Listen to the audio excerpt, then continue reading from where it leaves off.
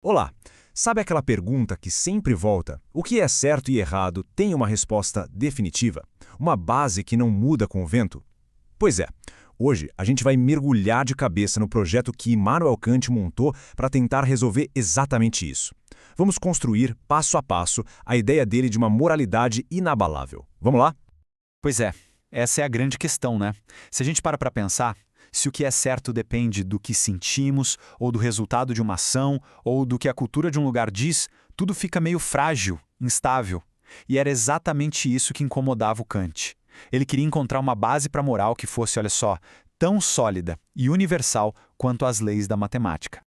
Então, esse aqui é o nosso roteiro, o mapa da construção. A gente vai seguir direitinho a linha de raciocínio do Kant, começando pelo problema, passando pelos materiais que ele usou e montando a estrutura toda até chegar na conclusão sobre a dignidade humana.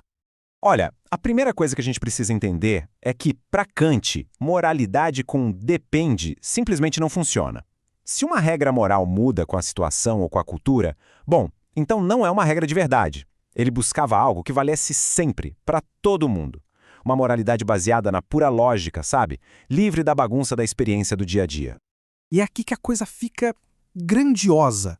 A ambição do Kant era gigante. Ele não estava escrevendo um manual de etiqueta baseado em como as pessoas se comportam. De jeito nenhum. Ele queria uma metafísica dos costumes, ou seja, princípios que valessem não só para humanos, mas para qualquer ser racional em qualquer canto do universo. E tudo isso deduzido puramente a priori, ou seja, só com o poder da razão antes de qualquer experiência.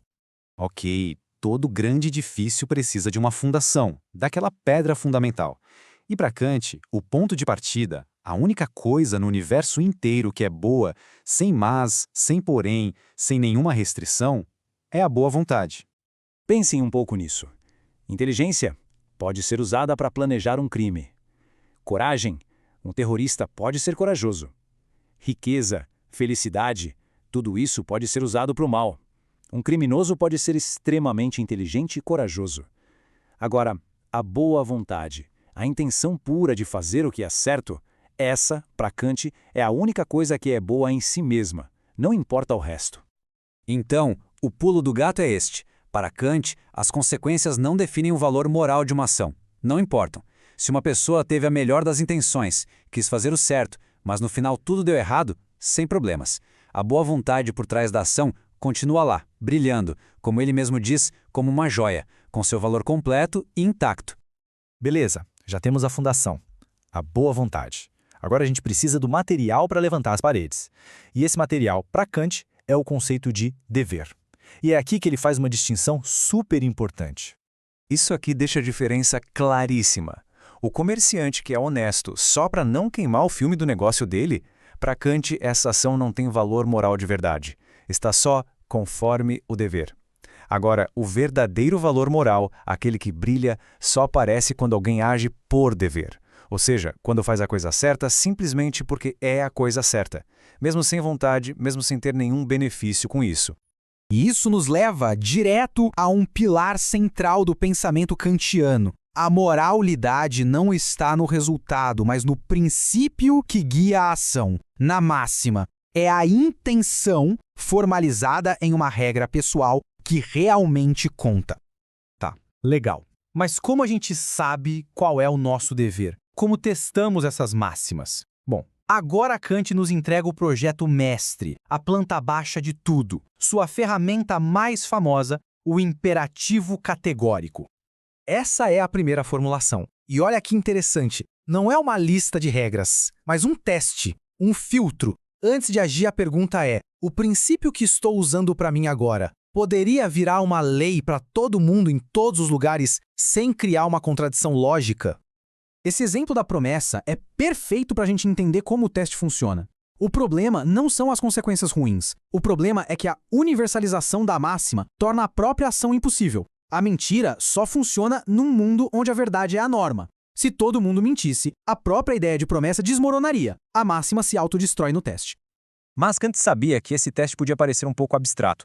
Por isso, ele nos deu outra forma de enxergar a mesma lei. Uma que traz a moralidade diretamente para as nossas interações humanas. Essa é a fórmula da humanidade. O que ela quer dizer em bom português é que seres racionais, pessoas, têm um valor intrínseco. Não podemos usar as pessoas como se fossem meras ferramentas para atingir nossos objetivos. Cada pessoa é um fim em si mesma. E ponto final. E essa fórmula ilumina o problema de outra forma. Fazer uma falsa promessa não é só quebrar uma regra lógica. É tratar o outro como um objeto, um caixa eletrônico humano, ignorando sua capacidade de escolher. E o mesmo vale para nós mesmos. Usar a própria vida como um meio para escapar do sofrimento é tratar a si como um objeto, violando a humanidade que existe em nós. E agora, chegamos ao topo da estrutura. Todas essas peças, a boa vontade, o dever, a lei universal, a humanidade como fim, se unem para revelar a fonte última do valor humano, a dignidade.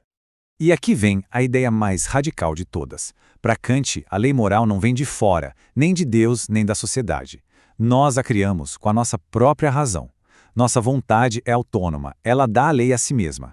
E é exatamente essa capacidade de sermos nossos próprios legisladores que é a verdadeira fonte do nosso valor. Kant faz essa bela distinção. Coisas têm um preço, podem ser trocadas. Uma habilidade tem um preço de mercado. Mas a capacidade de ser moral, de agir a partir da lei que a própria pessoa cria, isso está acima de qualquer preço. Isso tem dignidade. E aqui está a conclusão impactante de todo o projeto de Kant. Nossa dignidade não vem de nossos talentos, nossa felicidade ou nosso status. Ela vem da nossa capacidade de participar dessa legislação universal, de sermos autores da lei moral. É isso que nos confere um valor incomparável. E assim, a grande estrutura de Kant, que parecia tão abstrata, se torna uma questão profundamente pessoal. Ele nos entregou as ferramentas e o projeto. Agora a pergunta final é para nós. Se somos os autores da lei moral, que lei nossa própria razão comanda?